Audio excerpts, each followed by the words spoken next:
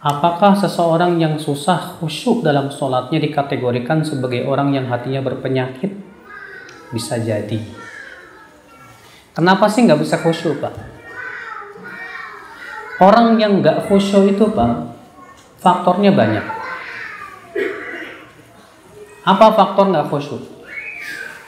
Faktor internal dan eksternal. Dan kebanyakan nggak khusyuk itu adalah faktor internal. Banyak pikiran, bikin nggak khusyuk. Ya nggak? Banyak pikiran bikin nggak khusyuk. Ya. Ya, makan duluan. Akhirnya nggak fokus tuh dengeran. Nanti aja lah Pak, bareng-bareng sama saya juga makan Pak. Antum enak, anak nggak enak jadinya. Kan dulu Pak, kan dulu aja Pak. Makanannya jangan dibagi dulu. Didengarkan dulu ini. Iya. Jadi faktor yang pertama yang nggak bikin khusyuk apa? Banyak pikiran, pikirin utang, mikirin bisnis, mikirin kawin, macam-macam lah. Dan yang seperti ini Pak, ya terkadang pelakunya dimaafkan. Karena Rasulullah pun pernah nggak khusyuk gara-gara itu. Iya, suatu ketika Rasulullah SAW pernah suatu malam Rasulullah bersabda, siapa yang mau berjaga di bukit sana malam ini? Seorang sahabat berkata, aku ya Rasulullah, pergilah ya ke bukit itu. Di subuh harinya, rupanya yang berjaga belum pulang juga. Rasulullah tunggu, belum pulang juga. Akhirnya sampai komat sholat subuh, belum pulang juga. Maka Rasulullah pun sholat sambil melihat ke bukit. Rasulullah sholat sambil melihat apa? Ke bukit. Artinya saya orang Muslim. Rasulullah nggak khusyuk gara-gara itu. Umar bin Khattab pernah nggak khusyuk sholatnya gara-gara mikirin pengaturan pasukan perang. Seperti ini bisa terjadi karena banyak pikiran.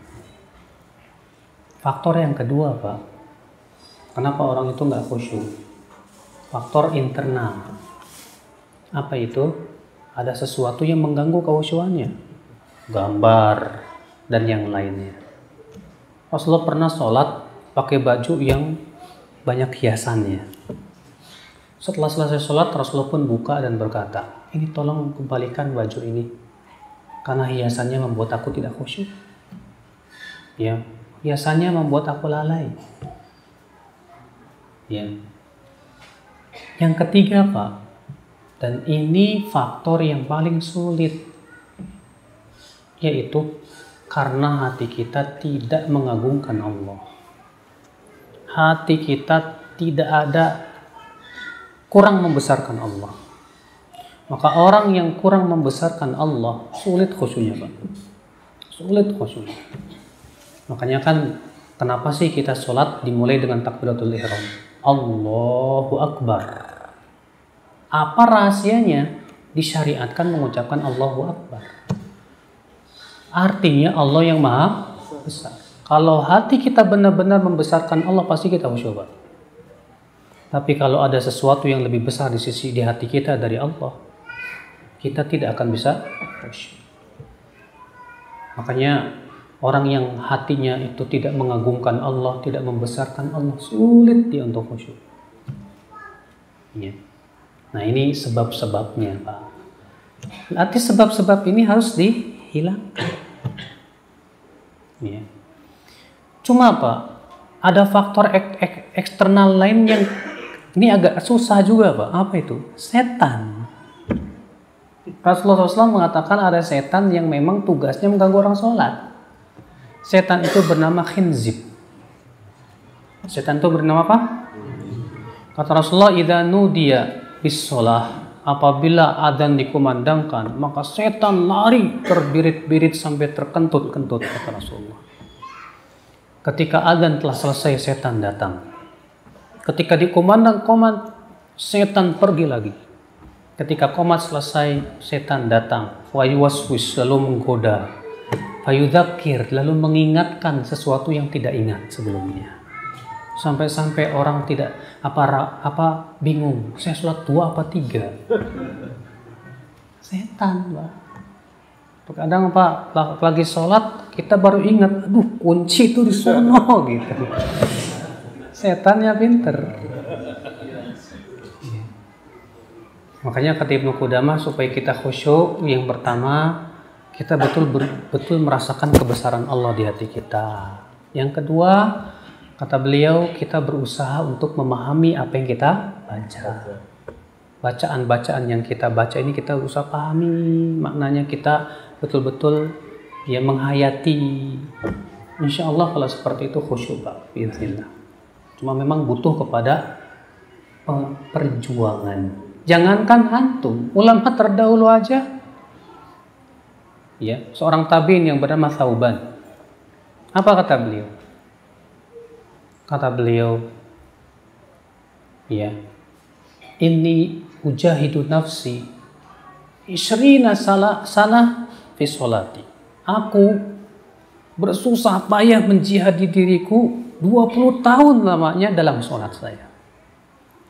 Lalu aku pun diberikan rezeki kenikmatan dalam sholat setelah 20 tahun. Ini Thauban, gimana kita? Makanya butuh kepada apa? Mujahadah, kesungguhan memang. Kesungguhan yang luar biasa. Apalagi disebutkan dalam hadis yang hasan, yang pertama kali Allah cabut dari kaum muslimin itu khusyuk. Yang pertama kali Allah cabut dari hati kaum muslimin itu apa? Khusyuk. Iya.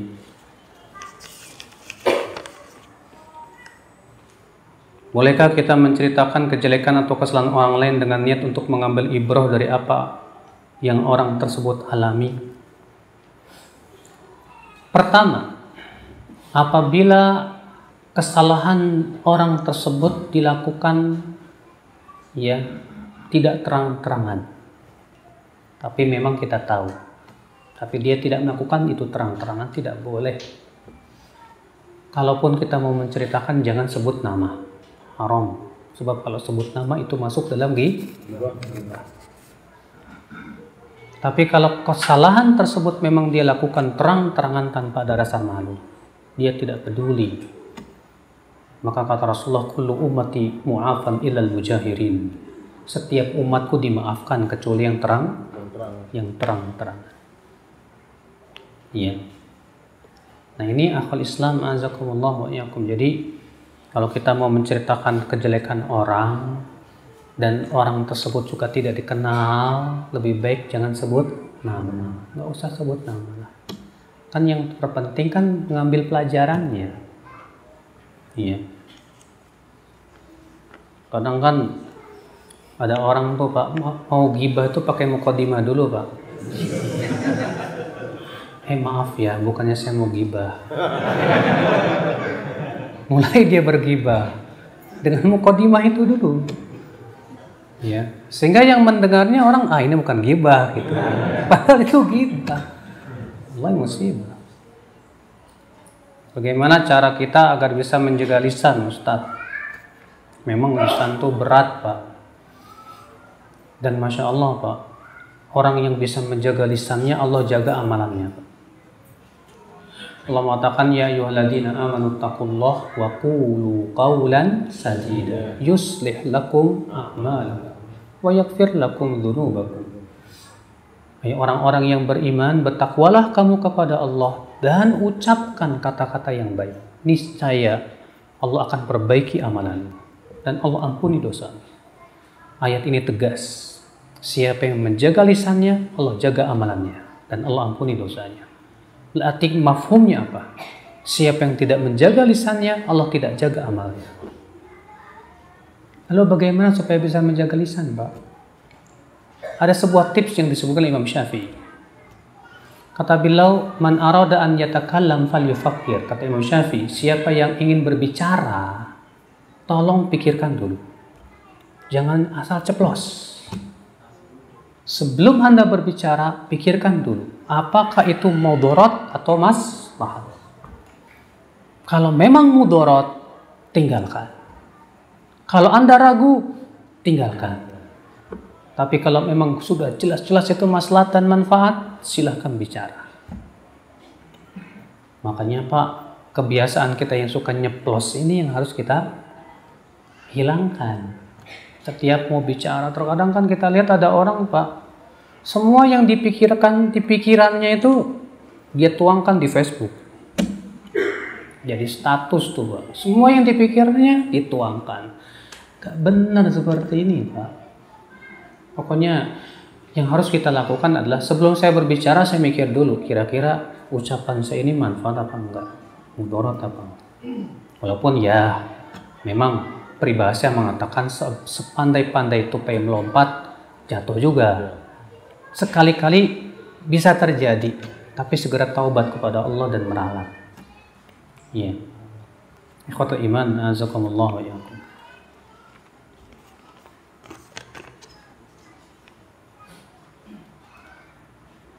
Bagaimana cara menghilangkan penyakit hati yang sudah bertahun-tahun disimpan seperti dendam?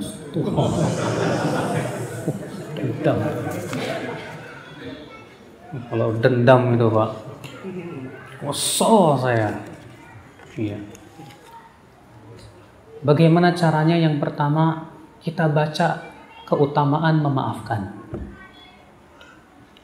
Iya. Allah berfirman, wa anta'fu khairul lakum.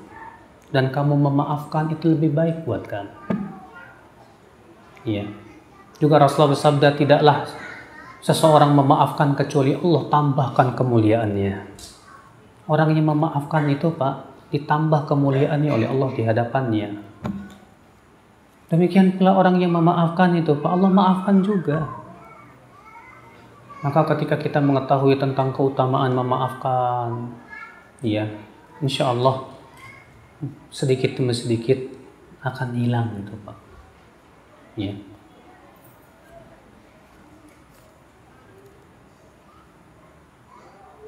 Ilmu atau amalan apa ya Ustadz terbaik untuk menghilangkan penyakit hati? Kan tadi dari awal kita ceramah bicara itu Pak. Nggak ngantuk kan tadi? Kiat dan strategi apa? Seperti apa Ustadz? Kiat dan strateginya nih, Masya Allah. Tentunya Pak, Al-Imam Ibnu Qayyim memberikan kepada kita strategi. Strategi yang pertama muhasabah. Sudah saya sebutkan tadi, introspeksi diri. Yang kedua muraqabah, mengawasi hati. Awasi terus hati kita, kemasukan enggak penyakit hati. Ya, itu kalau kita lakukan itu insya Allah, masya Allah, hasilnya luar biasa.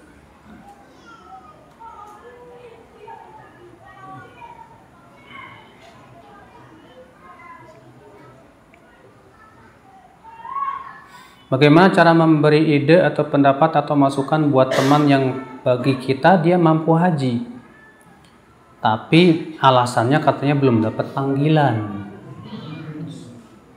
Katanya membereskan dulu biar mapan semuanya. Wah, bilang ke dia, ya, Allah menyuruh kita untuk haji. Dan Allah sudah memanggil semua umat Islam untuk haji. Dalam ayatnya Allah berfirman, wa'adzin fin nas ya'tuna rijal, wa'adzin fit, subhanallah, wa'adzin apa? Aywa, wa'adzin fin nasi bil haji, dan umumkanlah kepada manusia untuk haji. Itu panggilan dari Allah. Panggilan dari Allah, dari Al-Quran apa enggak cukup itu loh. Allah berfirman juga walillahi 'alan nas subhanallah, walillahi 'alan nasi hajjul baiti man istata'a ilaihi sabila. Surat Al-Imran. Dan bagi Allah atas manusia haji ke Baitullah bagi orang yang sudah mampu. Apa enggak cukup panggilan Allah dalam Al-Quran? Kamu maksudnya panggilan apa? Ya panggilan hati. Akhi, Kalau semua orang alasannya panggilan hati, nggak bakalan mau haji orang. Bukankah Rasulullah menyuruh kita untuk menjihadi diri kita? Bukankah Rasulullah menyuruh kita untuk melawan hati kita dan hawa nafsu kita? Kata Rasulullah SAW, al-mujahidu man jahada nafsahu li ta'atillah. Orang yang berjihad itu hakikatnya yang menjihadi dirinya untuk menaati Allah. Bukankah kamu sudah punya kemampuan? Nantilah kalau sudah mapan. Akhi, dengarkan hadis. Rasulullah sabda, tabi'ul hajj wal umrah fa innahuma yanfiyanil faqr wal dhunub. Ikuti haji dan umrah karena itu bisa meniadakan kefakiran dan dosa. Rasulullah mengatakan haji dan umrah itu bisa menghilangkan kefakiran. Insya Allah kalau kamu haji tambah mapan, insya Allah. Biiznillah. Ya. Ingat akhi,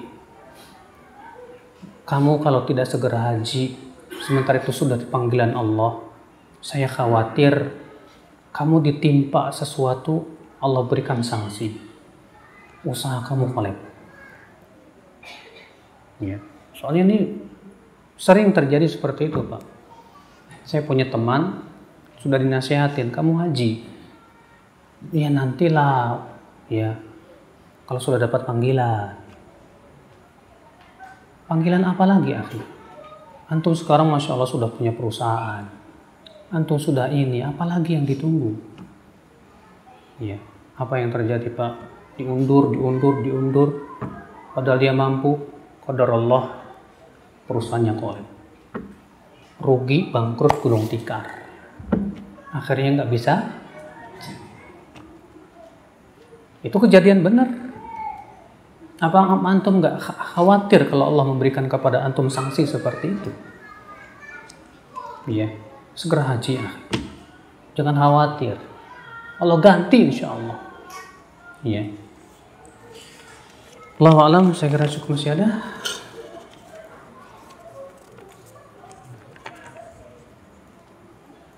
Udah. Baik, ini ada pertanyaan, Pak. Yang bisa jawab katanya dapat hadiah. Sebutkan 3 penyakit hati.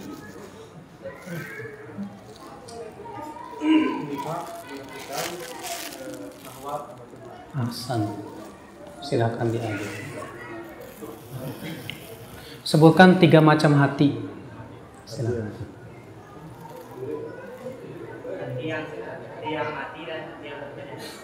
Hati yang apa? Berpenyakit. Bagus. Sebutkan cara supaya kita bisa mengetahui penyakit hati. Silakan. Introspeksi diri, menuntut ilmu, ahsan. Sudah. Alhamdulillah. Silakan dibagi-bagi. Kita tutup. Subhanallah wa bihamdihi, asyhadu an la ilaha illa anta, astaghfiruka wa atubu ilaik. Assalamualaikum warahmatullahi wabarakatuh.